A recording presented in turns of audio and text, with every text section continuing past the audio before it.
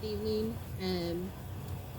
So this is just a little bit of my personal experiences with LPs. I'm not going to say their names as we're kind of standing out in the dark, and I don't really want to call them too much. But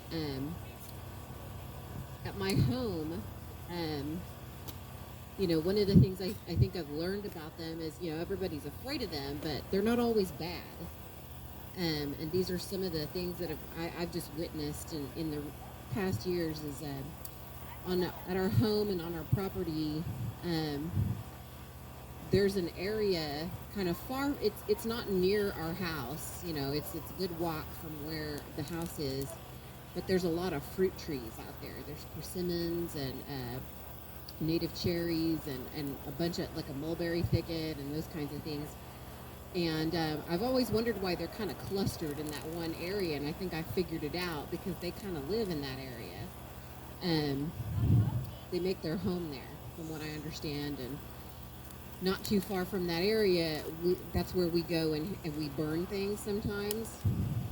And right about dusk, one time we were burning things, and my partner, he went inside, and he'd been inside for a little bit, so I was out there by myself with that fire. And the reason we were burning that day, I guess I'll preface that, is that it wasn't windy outside, so it was safe to burn, and there wasn't a lot of wind.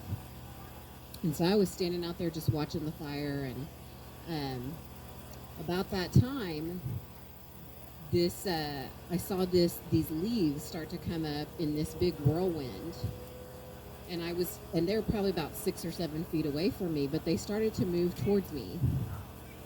And I was thinking, well, maybe it's the wind, looking around, and I thought, well, there's nothing else blowing. There's no other wind around or anything like that.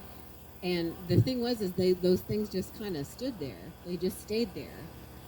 And they were up in the air like this. And then they started to move towards me, and they got really close to me, so I stepped back.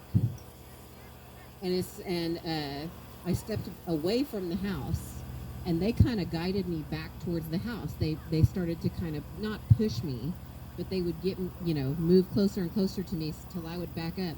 About that time, my partner came out, and he said, "Hey, you need to get inside the house." And I said, I know, because I figured those things were kind of trying to tell me it's time to go inside. I don't know from what. I don't have a clue. I just figured it was something that they knew about that I didn't need to be outside for. Then another time, we had them, same thing at my house. One of my little relatives, he was probably about 4 or 5 at the time. He was walking in with some of our older relatives, and he kind of got separated, and I was well behind them. And so I come up and I started to watch him, and he had a little ball, and he started to throw it. And he threw it over, and something threw it back to him. And I couldn't see anything over there, and he was really giggling and laughing. Those leaves showed up again, and they started to kind of whirl around him, and he had long hair, and he started to push it out of his face.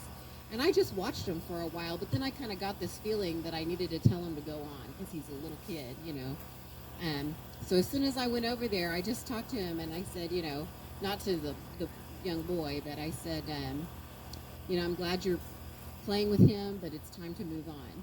Sure enough, that thing just kind of took off the other way, and I told him to come inside.